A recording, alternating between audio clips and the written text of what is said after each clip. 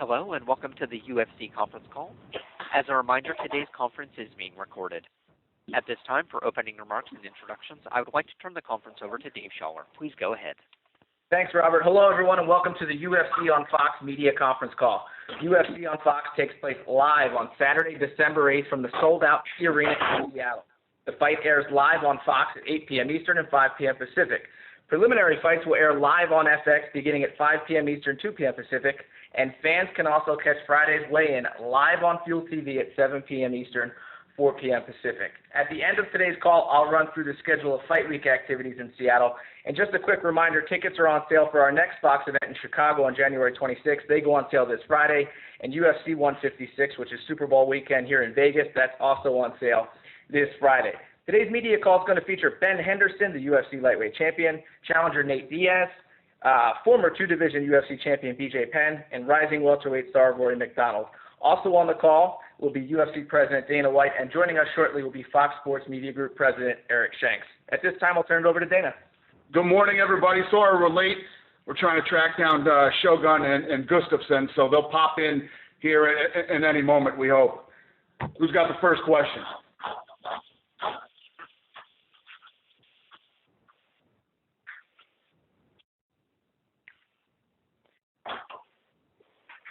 And Robert, at this time, if you can prompt for the first question, we'll go ahead and cue. Very good. And if anyone would like to ask a question, you may do so by pressing star followed by the number 1 on your telephone keypad at this time. Please make sure that your mute function is turned off to allow your signal to reach our equipment. Once again, that is star followed by the number 1. We will go first to Neil Davidson of the Canadian Press. Yes, thank you. My question is to BJ, and I have a quick follow-up after that.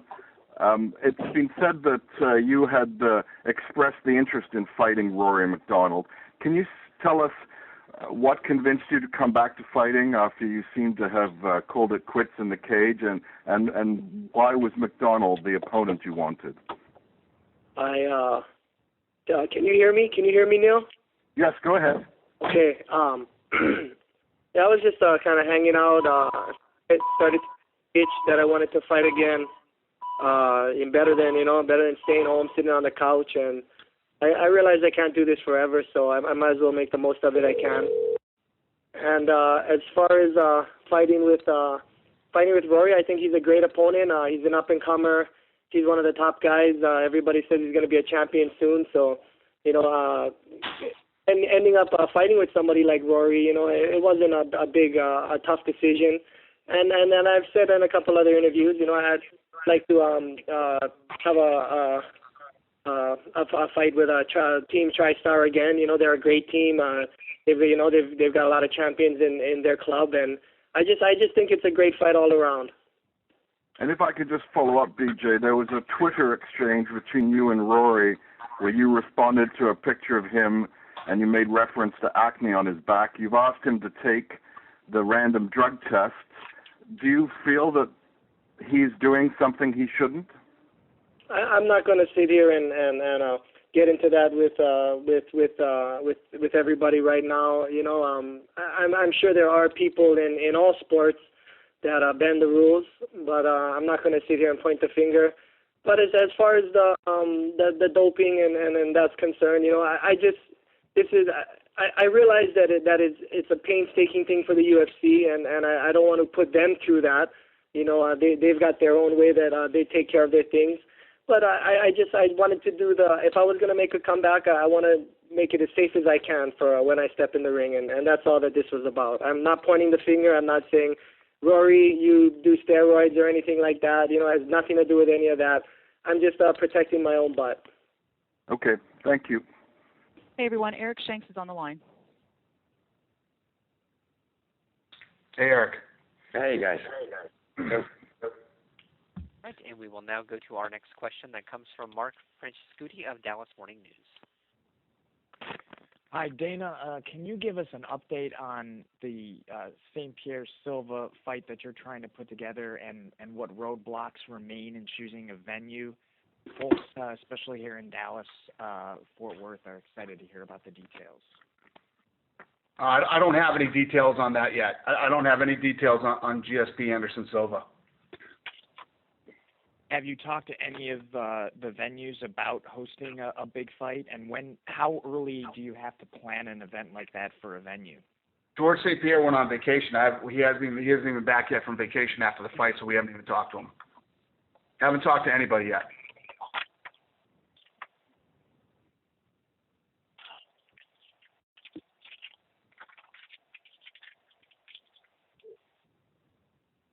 And we will go to our next question now. That comes from AJ Perez of FoxSports.com. It's for Dana. You have a lot of the Ultimate Fighter alumni in this in this fight right here. Is there can you talk a little about just how, if this is what you expected? It's kind of having kind of the whole grouping these guys up here and then having them take over and highlight these fights. Well, no, I mean that's how it works. The guys come up through the Ultimate Fighter. But if you look at a guy like Nate Diaz, who's fighting for the title, he has fought. I mean, he's been fighting for years. He's fought everybody. He's on a 3-fight win streak. He beat Gomi, Cerrone, Miller. The guys that come off the Ultimate Fighter, it's kind of like, it's our AAA. Introduce the fans to these up-and-coming guys, but Diaz and Swick and a lot of the guys around this card have been around for a long time. Even Matt Brown. Cool, thanks. Yep. And we will go next to Dave Dybert of Post Media News. Hi, thanks for the call, guys.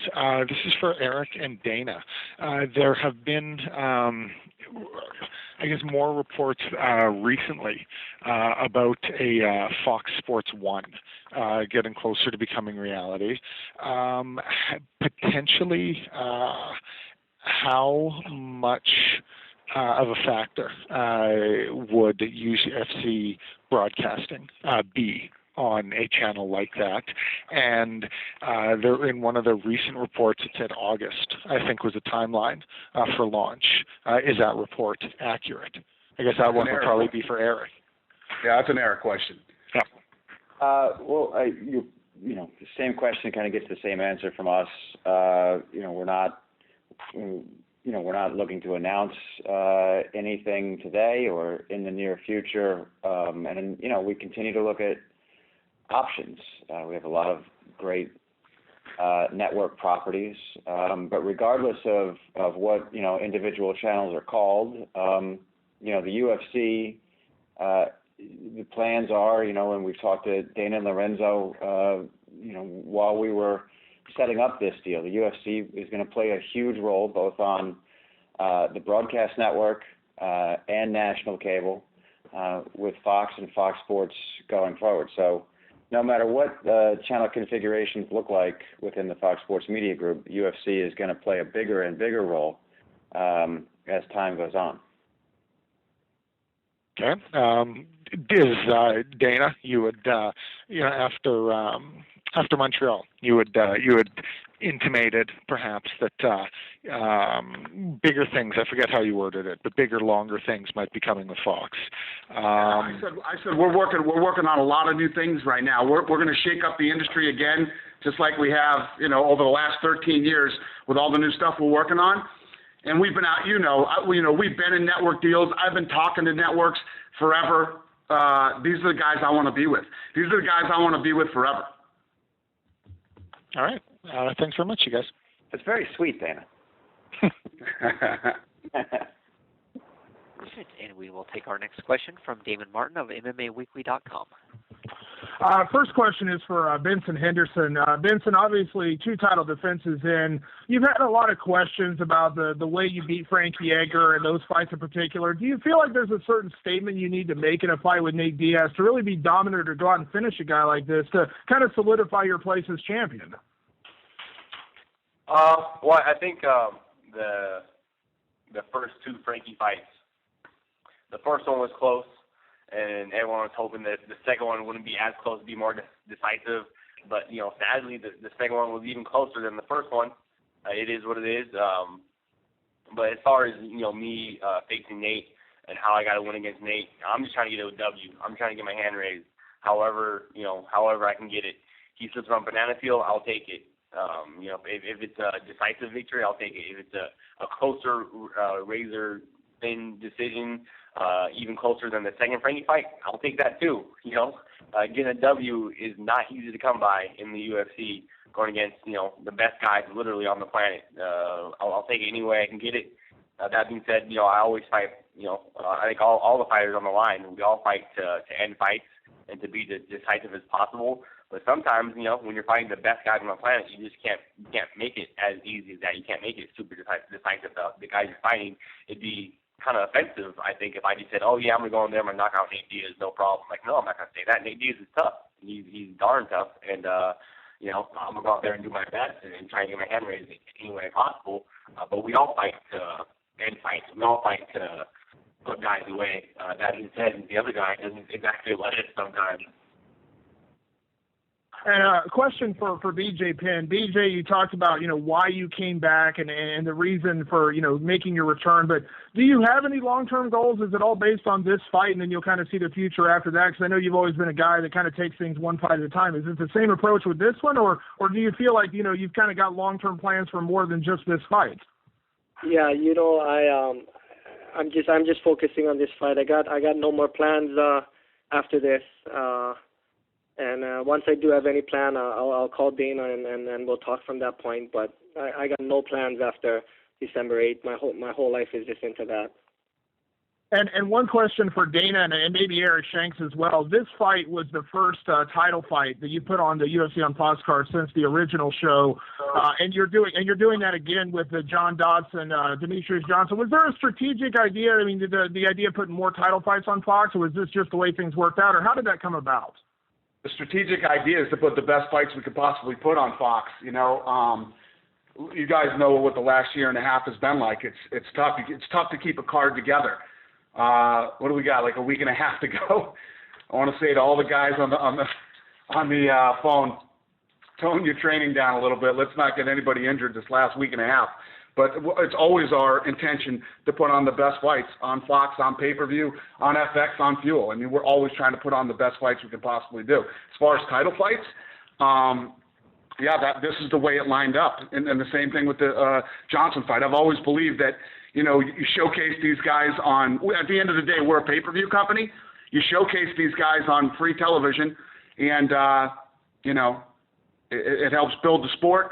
It helps build these fighters and their who they are, their background, which, by the way, we have Road to the Octagon this Sunday after the NFL on Fox, and it basically tells the stories of Ben Henderson, Nate Diaz, Shogun, Gustafsson, BJ Penn, and Rory McDonald.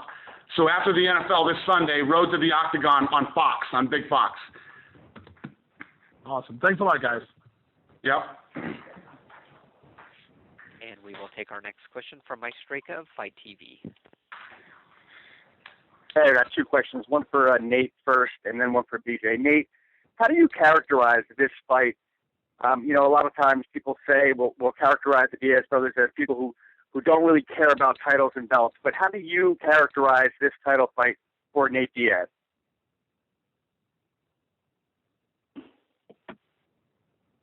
How do I characterize it?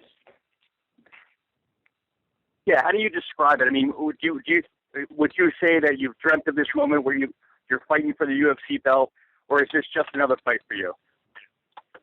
Well, yeah, it's a big fight. It's important and for the belt, so it's pretty much the biggest thing going on right now. Have you trained any differently for this fight than you do for every other fight, Nate? No, I'm just trying to prepare the best way I can, train hard with all my teammates, and just being as ready as I can be. All right, thank you, Nate. Hey, BJ, a lot of talk these days about super fights and being, you know, an elder statesman of the sport, somebody who's been around as long as you have. Do you think super fights are good or bad for the UFC? I think super fights are great. I think it causes a lot of hype, and Dana knows that. Dana knows that super fights are one of the. Look at the name. Look at the name itself. Super fight. It's awesome. It's what this sport is about. It's what this sport was built on. Get the two best fighters in the world and put them in the ring, And I got to give it to Dana White. He has done that every time. He doesn't let no Mayweather-Pacquiao situations ever happen. He's the man. Dana White, you're the man. All right, thanks, guys. I concur, Dana. Back, BJ. Later, guys. And we will take our next question from Reed Forgrade of FoxSports.com. This would be a question for Eric and Dana. I'm curious if you can measure the impact that this Fox contract has had 1 year in on the popularity of the UFC. That question for me? Yes, and Eric, if he has any input as well. Well, obviously, in my opinion, being on one of the biggest networks in the world is huge. I mean, when you look at a company like Fox, Fox isn't just here in the United States. Fox is a global media company, and Eric Shanks is a young, aggressive, smart guy that we love to do business with. He's exactly our type of guy that we like to do business with, and I feel like we have a great relationship with this company, and we're all talking about big, long-term projects. And the things that we're working on, the way that we do business, it's just absolutely impossible for this sport not to continue to grow and get bigger and bigger and bigger. Do you have any idea what this will look like, this relationship in the future? I mean, are you expecting 5 or 6 fights a year, or is there going to be more on Big Fox? Well, no, I think we have 4 right now, which is a good number, and Fox, the UFC as a company continues to grow. We continue to try new things and do new things, and Fox Media Group is exactly the same. Like I said, I've been in the television business now for 13 years, and I'm going to be honest, like I always am. There's a lot of people in this business I can't stand, I can't stomach, and it's hard to do business with a lot of these guys. We found the perfect partners.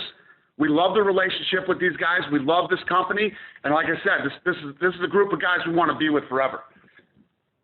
Yeah, look, I think from our standpoint,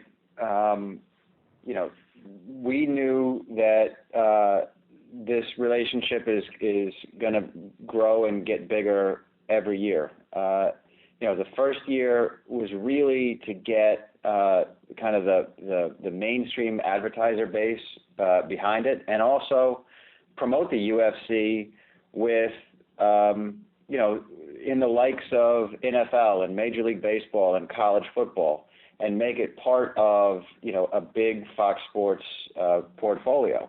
And we've done that. I mean, we've got over 100 major advertisers now. We've introduced 15 new advertiser categories just in the last 12 months. So this is exactly where we thought we would be, if not ahead. And with some of the things that we're talking about with Dana and Lorenzo, this relationship is going to look different over the next 2 years, 3 years, and it's only going to get bigger, because you're going to get much more economic support from the advertiser base behind it. And when that happens, this thing is going to be one of the top sports in the U.S. on television. Even if you look at the ratings today, I mean, you look at college football over the weekend. How many games did above? Just take our last 2 fights. How many college football games did above a 1-5 last week? UFC ranks right there in probably the top 10 college football games of the weekend. Pretty amazing. And we will take our next question from Dave Meltzer of WrestlingObserver.com. Yeah, this is for, I guess, for Eric and Dana both. I don't know that an announcement can be made, but is there any kind of a time frame as far as when an announcement is going to be made, as far as what night Ultimate Fighter is going to be on in January? Yeah, we're still working on it. We're working on that with the guys at FX. So, as soon as it's ready, we'll announce it. We're not ready yet. Okay. And as far as the women go, is there any kind of a, can we expect that in the first quarter of next year, or is that even too vague to say? I don't know. Again, Dave, these are all deals that are still being worked on, so I'm not going to talk about them until they're done. Okay. It's always a pain in my ass when I talk about stuff before they're done. Okay. All right. Okay, thanks very much. All right, just so you guys know, Shogun is on now. If anybody has any questions for Shogun. And we will take our next question from Corey Smith of MMANonstop.com. Hi, guys. My question is for Rory. Recently you said on UFC Tonight that you wanted to fight more often. Is that more of you want to fight kind of more quantity over quality, or is it just something that you want to fight regardless of how that goes? I don't really care. I just want to fight more often, like quality or whatever. I don't care. After this fight with BJ, I'm pretty much ready to fight, March or take short notice fights. As long as I keep my weight in check, won't be a problem for me to make 170 on short notice anymore. So, I'm pretty much ready to go all the time now. With how I've kind of changed things up as far as my training, I think it's gonna work well with me fighting a lot more. Okay, thanks. And as a reminder, that is star followed by the number 1 to prompt for a question. We will go next to Neil Davidson of the Canadian Press. Thank you. Dana, this question's for you. Rory joined the UFC. He was the youngest fighter. He's got 5 fights under his belt, and I believe according to your website, he's the 7th youngest fighter. You obviously think a lot of them putting him up against an icon like BJ Penn. How far do you think Rory can go, and can you give us your thoughts of how he has bounced back from that Condit loss? Yeah, no, that's a good question. There's a lot of hype behind him. A lot of people that I respect in the business say good things about him. And you never really know until you see a guy. I think this is a big fight for Rory. The one thing that you always know about BJ Penn, you're not going in there and you're running over BJ. You know what I mean? BJ is in a fight till the end. He doesn't cut. He's never been knocked out. He just, BJ's a tough guy, man, and BJ's a crafty guy. He's got good stand-up, obviously great submissions. His wrestling is good, and I think BJ is going to be a big test for him. And a quick follow-up, if I may, with the return of GSP in Montreal, you got your top pay-per-view back. It was a great fight against Condit. Can you give a sense of, did GSP and that Condit fight live up to his heritage of being your top draw? Did the fight perform? GSP delivered again. Can you give us any sense of where it fit in the scheme of things? It was awesome. It was a great weekend for us. Okay. Thanks, Dana. And we will take our next question from Ariel Helwani of MMAfighting.com. Thank you very much. I just wanted to ask a couple follow-ups to Rory. You said that you're now ready to start fighting more often because of the changes you made in your training. Can you elaborate on what changes you made? I'm being a little bit more smart with my training as far as taking days off. Like before, I just never took days off, even if I was hurt, because I just I don't know, I just didn't. So when I feel like I'm breaking down a little bit, my body's breaking down, I just take a day off, or I adjust it. Like if instead of going sparring, if I'm messed up, I'll go swim or something. I'll just adjust it in that kind of fashion. So it's been keeping me healthy, and I think for me, health is most important. I know how to fight, so all I really need is my health. I'm in shape all year round because I train all the time. So if I'm healthy, I could fight it on like a minute's notice. I'm ready to go. I just need to be healthy. That's all. And Dana mentioned earlier that GSP's on vacation. Obviously, he had his big fight less than 2 weeks ago. I'm wondering, will he be in Seattle?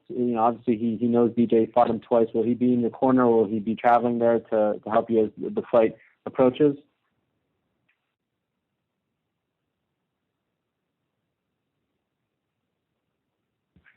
Ariel, can you say that one more time? Sure. I was wondering if GSP, considering the fact that he fought BJ twice, I know he's on vacation, Dana said, but I was wondering if he'll be able to, or if he will be in Seattle, helping you out, cornering you, or anything of that sort.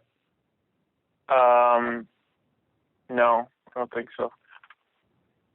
How much did you, you sort of confide in him and ask him questions? And obviously he was training for a big fight, but did he tell you a lot about his two fights against BJ? Did you try to draw from that experience at all as you trained for this fight? Nah, a little bit. I mean, I didn't really ask him anything. I mean, I watched it. So, I mean, he told me a few things, but it's not like I'm not like the kind of guy that really wants to know everything about somebody. I really don't care. I mean, for all I know, BJ could completely have changed his training, and like maybe he's a Muay Thai fighter now. Who knows? I don't really care. I just get better as a fighter and as a martial artist, and I just react to what's in there. I really don't care about the past or, I mean, he told me a few things that were interesting, but that's about it. Thanks. Yeah. And we will take our next question from Mauricio Dejo of UOL. Hi, I'd like to ask a question to Shogun. Shogun, do you think this fight leads you to a title shot? If you win, do you think you can step up and pass guys like Machida and Henderson? Você acha que essa luta é uma vitória se credencia para o ou esperar pelo resultado do Henderson? Eu acho que o cinturão é uma competência para o trabalho e hoje eu estou pensando no Gustafsson. 100% eu penso nele, não penso em depois disso. Então só estou pensando no Gustafsson. It's important to think step by step. Right now I'm focusing Gustafsson. So everything can change from one day to another. And right now it's all about the fight against Gustafsson. And what did you change in your preparation for this fight? O que você mudou na sua preparação dessa luta? Na verdade eu treinei tudo, treinei boxe, wrestling, Muay Thai, jiu-jitsu e precisamos estar pronto, todas as modalidades. Então MMA é isso, MMA é um esporte muito amplo, que envolve todas as artes marciais, então a gente tem que estar bom em tudo. É o que eu tentei fazer. I didn't give a specific attention for a kind of fight. I try to train everything, box, wrestling, MMA is right now is very competitive. You must be ready for everything, every kind of situation.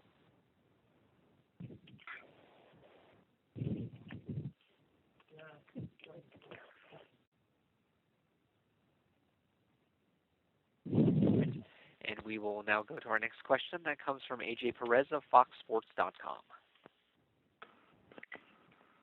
This is for Shogun. I just wanted to see if he has any regrets from not taking that fight against Jones when it was offered to him in August. And the second part is I want to ask about how he sees this fight with Gustafsson and how he sees it going. Can you repeat the second part, please? Sure.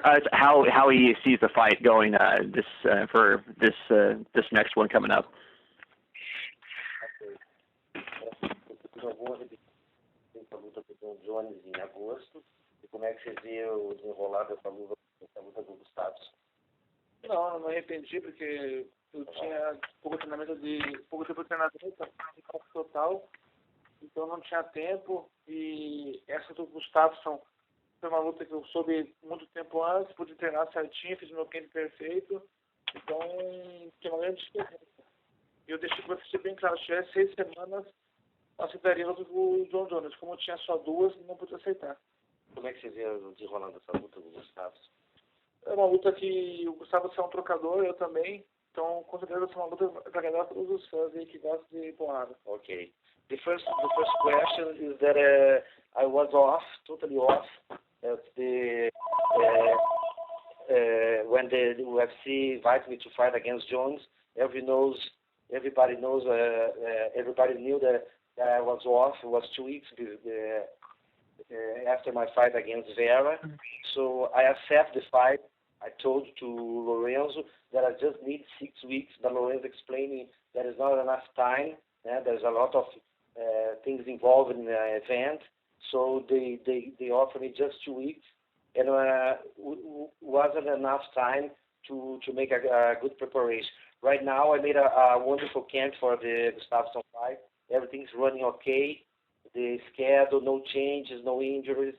So 3 months camp is almost done. So I'm ready for this fight. And about the Gustafsson fight, I think it's a fight that every fan wants to see because both look for the knockout. We are strikers. I think the fans will have a wonderful show, and let's see what's going to happen. Great, thank you. And we will take our next question from Mike Chiappetta of MMAfighting.com.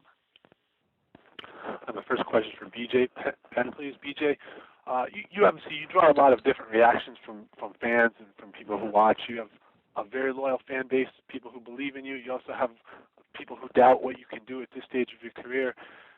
And I guess there's sort of a consensus that we don't really know what to expect from you after a little bit of time off. What do you expect out of yourself on December the 8th? I really expect a lot out of myself on December 8th. I got back together with my old trainer that trained me for the Jens Pulver, Joe Stevenson, and Sean Shirk fight. We took my belly off. I think the best thing for me was the fight getting postponed and pushed back. I started this training camp at probably 40% body fat, and I was just going to get into shape a little, go there and give it my best effort. But as things started going on, Rory ended up pulling out 10 weeks before the last fight, and he was saying that he saw me, I looked fat, and a bunch of different things, that he'll probably end up killing me in the ring. That really lit a fire under my butt, and I think I'm down under 10% now, and I'm ready to go. I'm expecting the best BJ Penn that I've ever seen. So we'll just see how this all plays out. Do you feel like you needed someone to light a fire under you, that you needed some sort of challenge to come from somebody like this, whether it was just those sorts of words or whatever? And if so, why? Why did you need that to kind of get yourself going again? Fighting, it's still not a sport for me. I don't know if I should be saying that on a conference call. Fighting is still a fight for me. It has always been. I'm not a great athlete that can play any sport. I can't do much different sports. But one thing I could always do, I could always fight back. And with that said, I go into the fight. This is a fight. This isn't putting baskets in a hole, a ball in a hole. This has always been a fight for me, and I just love it when it's that way. I love it when my opponent says he's fat, I'll end up killing him. He's nothing, this and that, and it's just all wonderful. I couldn't ask for anything more. So do you feel like you sort of got your old mentality back in the sense of someone kind of challenging you and you needing to step up? I never lost my old mentality, actually. I think years I lost drive to prepare properly, but I won't be able to do this for the rest of my life, and I want to give it I want to give it a good shot, with this fight coming up. Okay. And you mentioned, the super fights before and how good they were for the sport. When you fought George in the super fight, you were obviously the smaller man in that fight. Even though George is a smaller man, do you think that he sort of owes it to the sport to take the fight against Anderson? That fight, that's on George himself, but everybody on this phone call knows what BJ do. I'm sorry, you said everybody on the phone call knows what BJ would do? Yeah, you know what I would do if Dana called me and said to fight the champion above. You know what I would do. Okay, cool. Thank you very much. And I have one question for Nate, if I can. Nate, having fought for a while and being part of a camp that's been involved in a lot of high-profile fights, I mean, for you personally, what would it mean to you to win and become a UFC champion?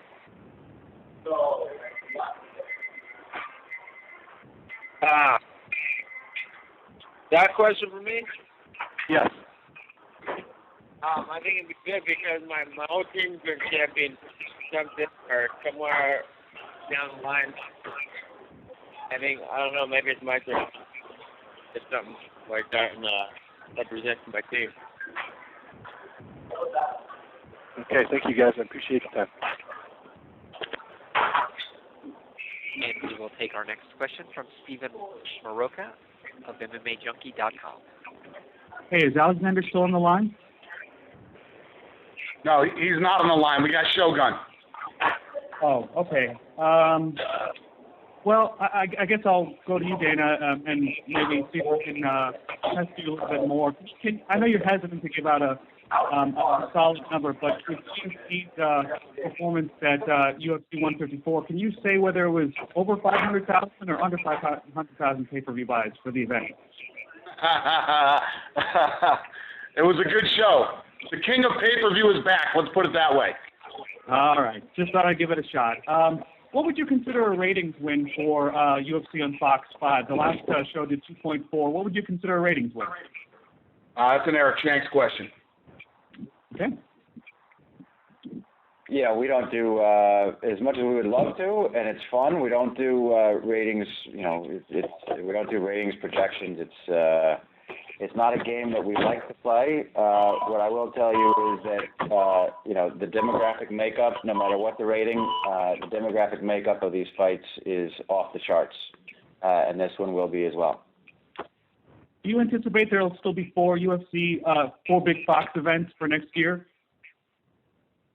Yeah, I think between Dana and us, we like the idea of 4 big fights a year. I think it fits well with all the other UFC programming, both on Fox and and what they have to do on pay-per-view.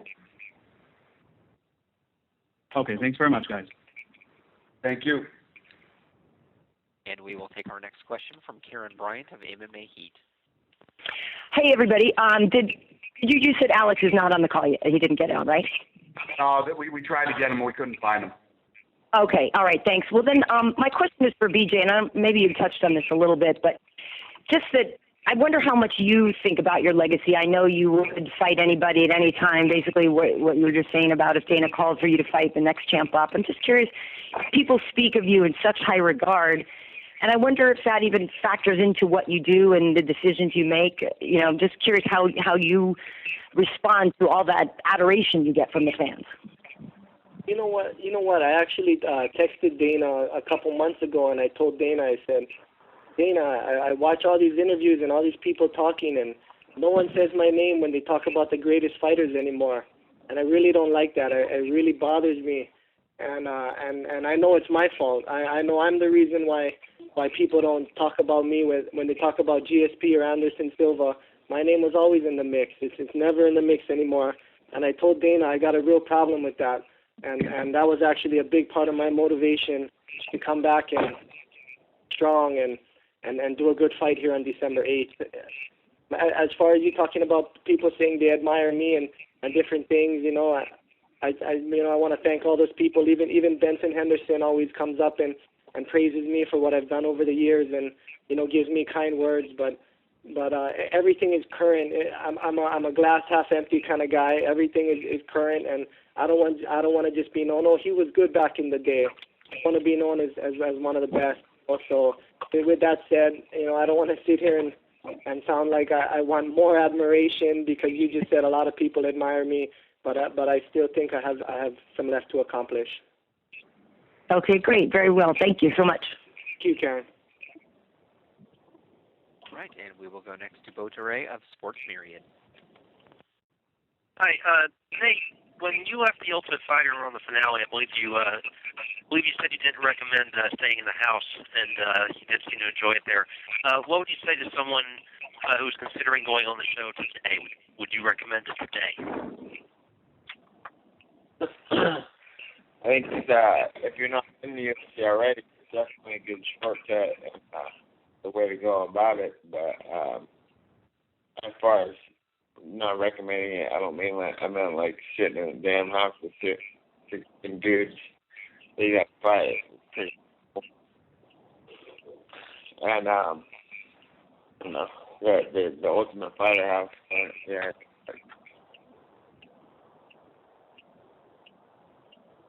Okay. And for Ben, is Mr. Henderson still on the call? Benson, you're still on the line, correct?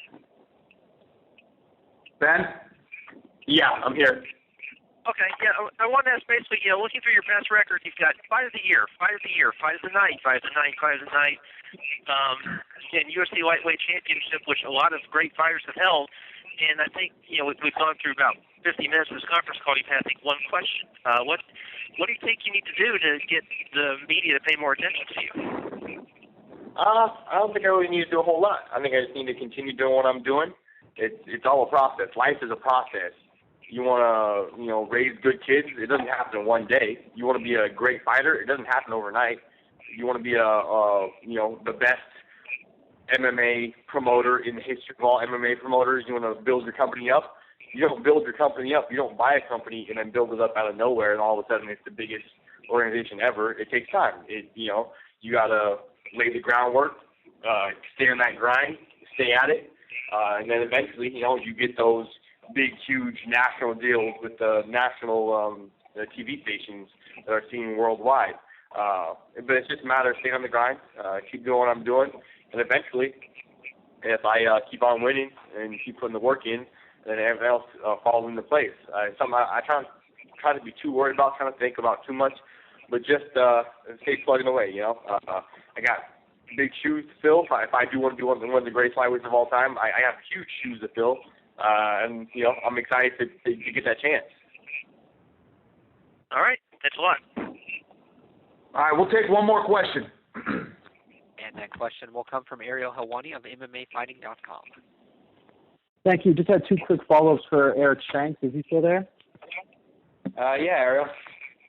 Hey, Eric. I was just wondering if you can comment on, obviously you didn't want to comment about the reports about the channel, but there was also a report about, because Fox will have the Super Bowl next year, Meadowlands, and if the UFC and Fox want to put a show that weekend. Is there anything you can comment on as far as that is concerned? Well, look, the short answer is we would love to. We think that Super Bowl week in New York is going to be unlike anything else, and we're gonna own the city. We're gonna own that week of sports television, and there's nothing better we can think of than a big fight that week. So we're talking to Dana and Lorenzo about that. Love for it to happen. We've got to see if they can, if they can put it together. We're trying to convince them to fight, outside in February in the Octagon. Would be fantastic. Oh, wow. So you want this to... Oh, that's a joke. Okay. I'm joking. Yeah. Okay, wow. That's incredible. Fighters on the call just went, I'm not fighting that week. And then just one more. The prelims for this call, for this card, is they're going to air on FX after the Facebook prelims. That's the first time in the past they've been on Fuel. Will that be the norm for all the big Fox shows now? Yeah, we think so. The thinking there is obviously FX is in a lot more homes than Fuel, and it's just, it's a funnel. The more people you have watching the prelims and telling them where to catch the fight, the bigger the fight's going to be. And, we wanted to do it with this one and get that funnel as big as possible. Thank you. Sure. Guys, I want to thank all the media for calling in today. I'm going to hand it over to Dave Schaller. He's going to run through some things you guys might want to know. And thanks to all the fighters for calling in today. And Eric, thank you. Thanks, guys. All right, again, thanks to all the participants on today's call. Just wanted to run through the UFC on Fox media schedule next week. It is loaded in Seattle for our sold-out event at Key Arena. It kicks off Wednesday. We'll have open workouts at the Grand Hyatt Seattle. It will be in the Menzies Ballroom. All 8 of the competitors who will be featured on the main card will be participating. That kicks off at 12:30. Media check-in will be at 11:30, all times Pacific. On Thursday, we'll have our UFC on Fox press conference. That'll be at the Seattle Center Pavilion, which is actually on the campus of the Key Arena. All of the main card participants will be there, hosted by Dana White. That starts at 12 o'clock. And as you know, on Friday, we go right to the weigh-ins at Key Arena. I can confirm for you guys today, UFC flyweight champion Demetrius Johnson will be the Q&A featured guest. That'll be at 2 o'clock. Fighters on the scale at 4. As Dana mentioned, Road to the Octagon this Sunday, and we have tickets on sale for our next Fox event this Friday in Chicago, as well as tickets on sale for UFC 156, Aldo versus Edgar on Friday. Thanks to Benson, Nate, Shogun, DJ, Rory, Mr. Shanks, and Dana, and we will see you guys next week in Seattle. And this does conclude today's conference call. Once again, we would like to thank everyone for your participation, and have a wonderful day. O Nas tem comprando ingresso, não? Vai ficar de fora.